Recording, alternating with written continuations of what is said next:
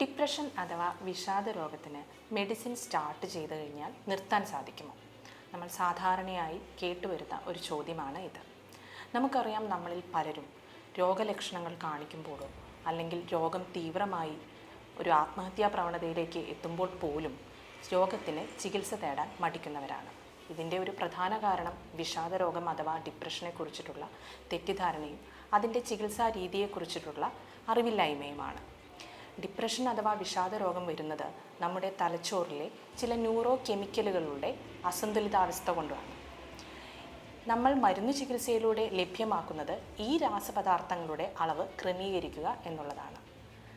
രോഗത്തിനുള്ള ചികിത്സ തുടങ്ങി രോഗലക്ഷണങ്ങൾ ഭേദമാകുന്നതോടുകൂടി 6 മുതൽ 9 മാസത്തിനുള്ളിൽ മരുന്നുകളുടെ അളവ് കുറച്ചുകൊണ്ടുവരുവാനും അതിനുശേഷം മരുന്നുകൾ പൂർണ്ണമായും നിർത്താനും നമുക്ക് സാധിക്കുന്നതാണ്.